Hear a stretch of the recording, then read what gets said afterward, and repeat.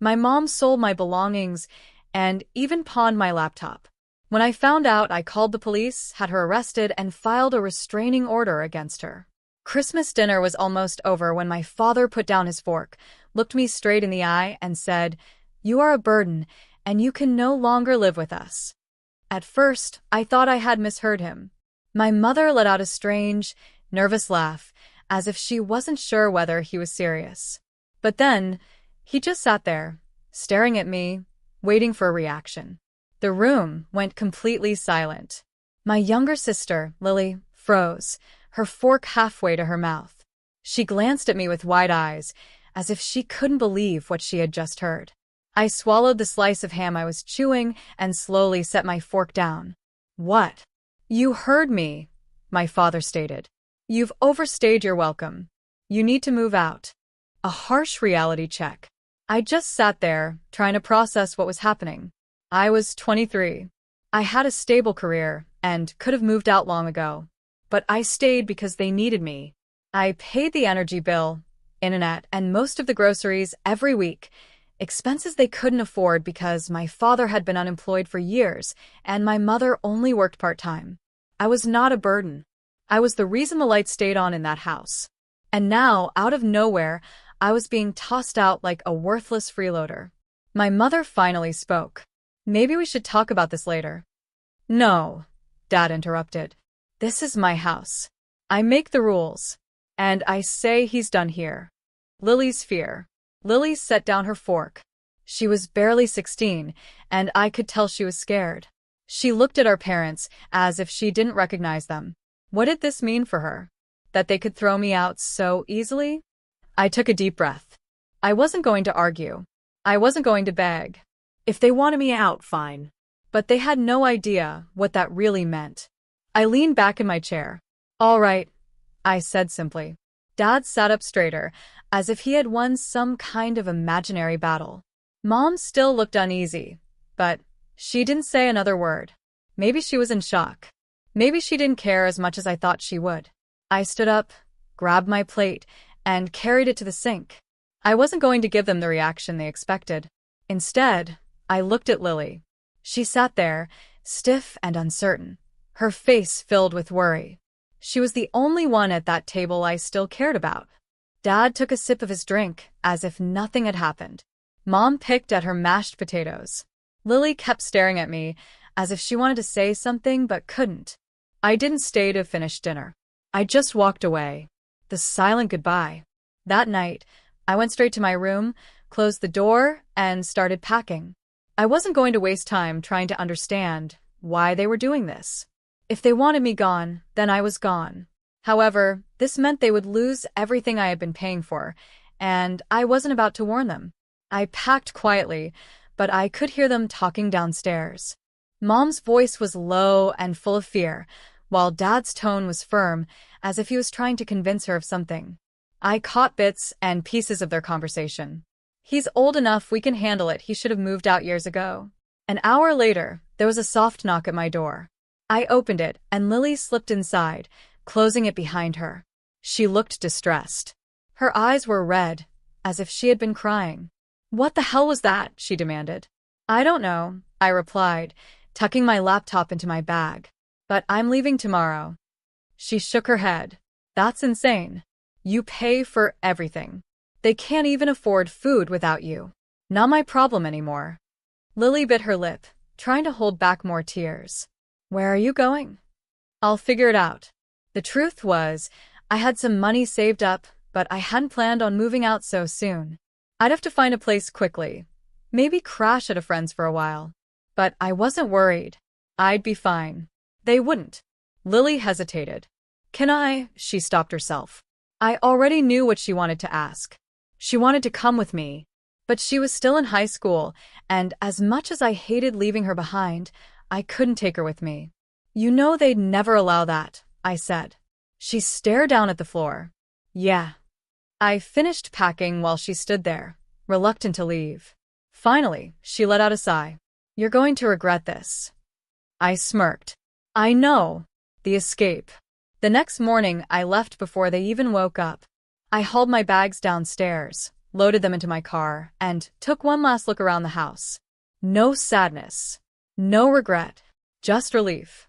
Then, as I pulled out of the driveway, I opened my banking app and removed my name from all the bills, electricity, internet, water, even the Netflix account I had been paying for. Without me, everything would shut down within a month. I smirked, shifted my car into drive, and pulled away without looking back. For the next few days, I crashed at my friend Jake's apartment while searching for a place of my own. His couch was terrible, his dog Max wouldn't stop staring at me while I tried to sleep, and his roommate kept asking, "Are you staying forever?" But none of that mattered, because I was free. No more paying for a house I didn't even want to live in. No more pretending to respect a man who threw me out on Christmas. No more being treated like a walking ATM. For the first time, I was doing something for myself. The consequences hit. 3 days after I left, my phone started ringing. At first, I ignored it. 7 missed calls from my mother, 2 from my father, which surprised me since he rarely called. Lily sent a handful of texts. I ignored those 2 until she sent this. "They're freaking out. The power's been cut off." I grinned. Did they really believe the bills would magically pay themselves? Then another message. "Dad's losing his mind. He says you did something to the house." Oh, this was getting better. I could picture my father stomping around in the dark, cursing at my mother while she cried over the Wi-Fi being down. An hour later, my phone rang again. This time, I answered. The moment I picked up, my mother's voice exploded through the speaker like a hurricane. "Kevin, we don't know what happened. The power's out, the internet's down, the water." "You didn't pay," I interrupted simply. Silence.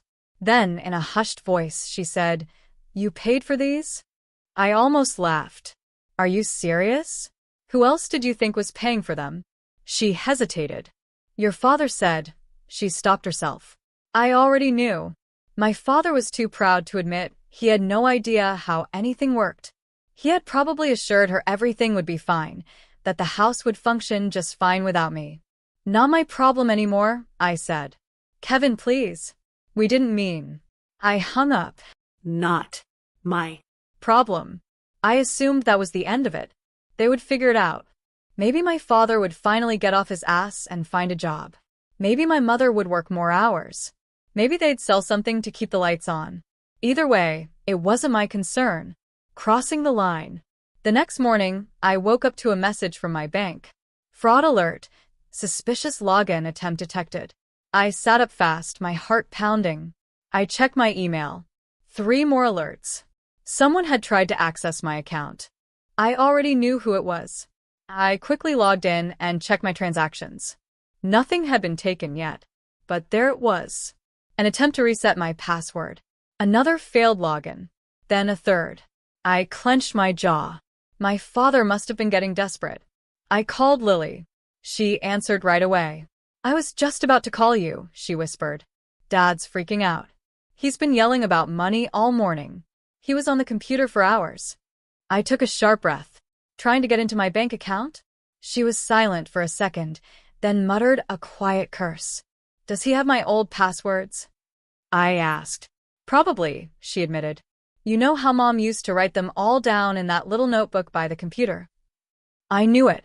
My father must have gone through that notebook, thinking I was dumb enough to still use the same passwords from high school. "Kevin," Lily whispered, her voice shaking. "He's really pissed." I think," she paused.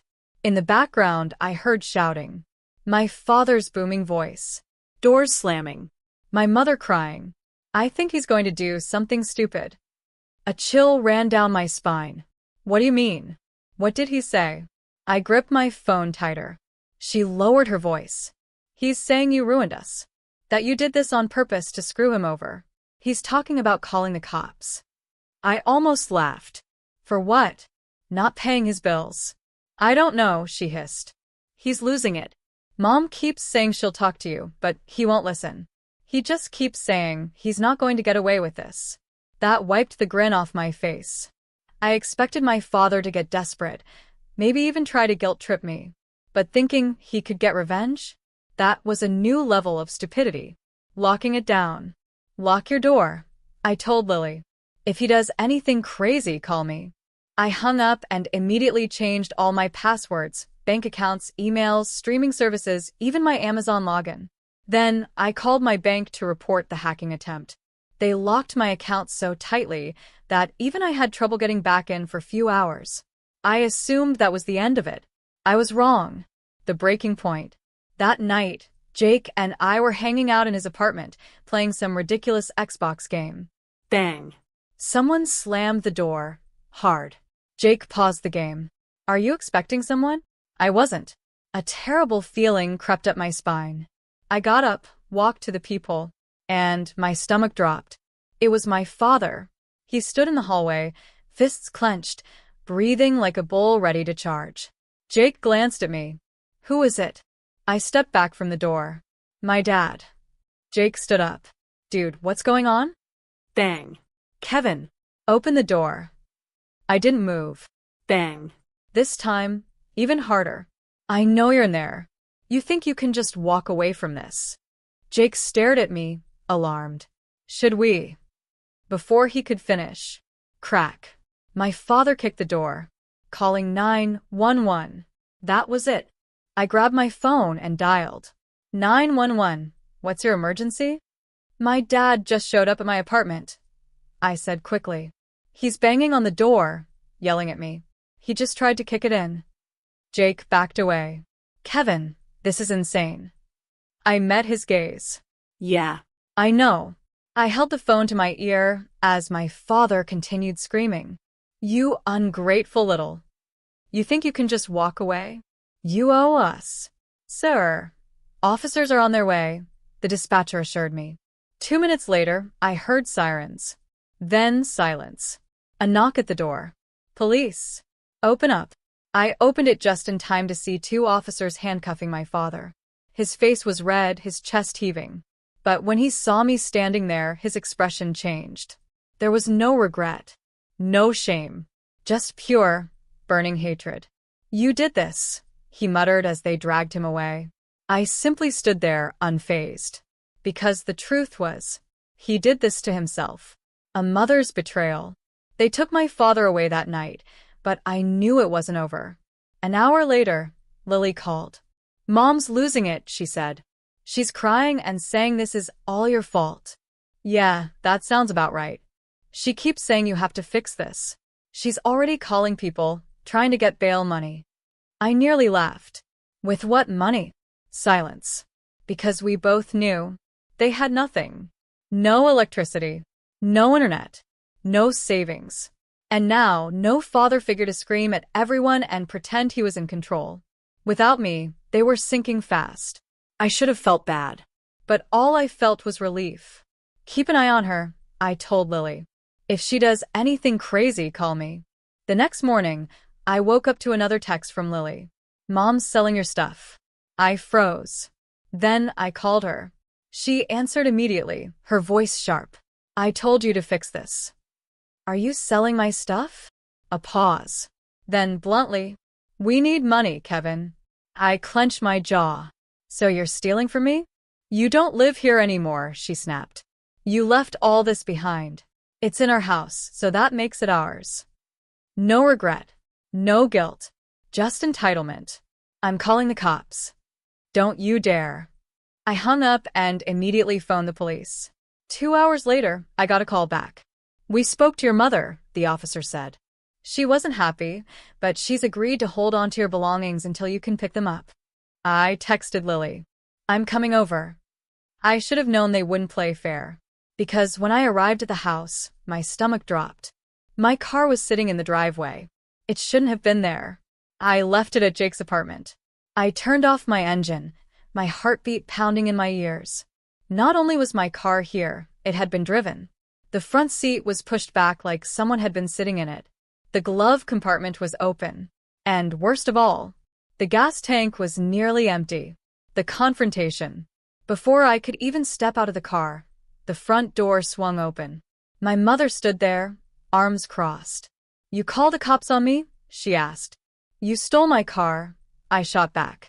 She scoffed. It was just sitting there. You weren't using it. I stared at her, trying to wrap my head around the sheer absurdity of her logic. It's my car. I gritted out. How did you even get it? She didn't answer, but I already knew. They still had a spare key. I took a slow breath. Mom, I said, my voice dangerously calm. Give me my key, or I'm calling the cops again. For the first time, her expression flickered. Then, without a word, she stormed inside. A minute later, she returned and threw the key at me. It hit my chest and landed on the grass. There, she spat. Happy. I picked it up, swallowing my anger. I'm taking my things and leaving. For good. I pushed past her and stepped into the house. The final betrayal. Lily stood in the hallway, looking uneasy. She spoke quietly. She took your laptop. Pawned it. I closed my eyes. Breathe in. Breathe out. Then I turned to my mother.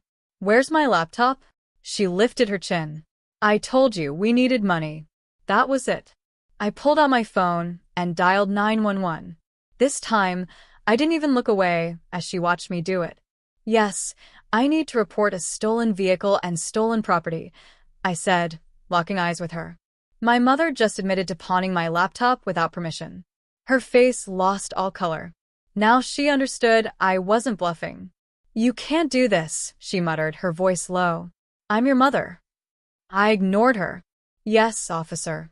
I continued. I have proof that she admitted to it. I want to press charges. Lily stood frozen, her eyes darting between us. My mother's hands began to tremble. She looked absolutely stunned, like she truly believed she could keep pushing, and I would never push back. Kevin, she whispered softer now. Please. We're struggling. Your father's in jail. I had no choice. You had a choice, I said coldly. You could have worked more. You could have sold your own things. You could have asked for help instead of throwing me out like garbage. She blinked rapidly, her face twisting. I was angry. I laughed. Yeah? So was I. Outside, sirens wailed. She jumped at the sound.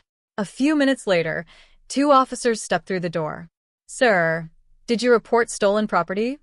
One asked. I nodded and pointed at my mother. She took my laptop and pawned it. I want to press charges. My mother gasped like I had stabbed her. Kevin, don't do this. The officers turned to her. Ma'am, is this true? She hesitated, eyes flicking between me, Lily, and the cops. I could see it, her mind racing, trying to figure out if she could lie her way out of this. Then Lily spoke. She told him herself, right before he called you. My mother's head snapped toward Lily so fast it was almost terrifying. You little... Ma'am, one officer cut in. Do you have a receipt from the pawn shop? Her face fell. She knew what was coming. The arrest. I watched from the window as they spoke to her outside. Then suddenly, handcuffs. She fought. Cried. Screamed. Neighbors peeked through their blinds. The whole street probably heard her wailing about how she was just a struggling mother and how this wasn't fair. Inside, Lily stood beside me, staring out the window. She swallowed hard. Is this really happening? I nodded. For the first time in a long time, I felt calm. The text message. My phone buzzed. An unknown number. You're going to regret this. My chest tightened. I read it again. Then it hit me. My father had been released on bond. Of course. Someone had bailed him out. And I had a pretty good idea. Who? One of his old drinking buddies, maybe. A distant family member who hadn't heard the full story. It didn't matter. He was out. And he was angry. I showed Lily the text. Her face paled. Kevin, you need to leave. No. I turned to the cops still standing outside, dealing with my mother. Can I go inside and get the rest of my stuff? One of them nodded. As long as it's okay with your sister. Lily didn't hesitate. Let's make this quick. We hurried upstairs, grabbing everything that was mine. Clothes. Old video games. Even the silly little things I'd left behind, thinking I'd come back for them one day. I wasn't coming back. Ever. As I carried the last box to my car, my mother was still in the driveway, sobbing. begging the officers to let her go. This is a misunderstanding. He's my son. He wouldn't do this to me. I walked past her without a glance. She screamed my name, as if that would change anything. The last encounter. I got in my car. Lily stood by my window, shifting nervously. I don't want to stay here. I exhaled. I know. But you only have 2 years until you're 18. She nodded, eyes watery. I'll be fine. I'll just be quiet. Keep my head down. Call me if anything happens. She nodded again. Then, headlights. A car turned onto our street. My stomach sank. It was my father. He pulled up just as I started the engine. I didn't wait. I threw it into reverse, backing into the street. He sat in the driver's seat, staring at me. Pure hatred in his eyes, like he was seconds away from charging at me. I rolled my window down just enough. You try to come near me again. I'm filing a restraining order. His hands clenched into fists. You think you're better than us? I smiled. I know I am. Then, I drove away. And that was the last time I ever saw them. Lily's independence. Lily kept her promise. She held out for 2 years. And the moment she turned 18, she was gone. She moved in with a friend. Went off to college. We still talk all the time. The consequences. My father never got a job. My mother lost the house a year later. They bounced around, burning bridges with family. The last I heard, they were renting a rundown apartment in a bad neighborhood. They tried to reach me. Facebook messages. Unknown numbers. Even handwritten letters. I never responded. Because they had made their choice. And I had made mine.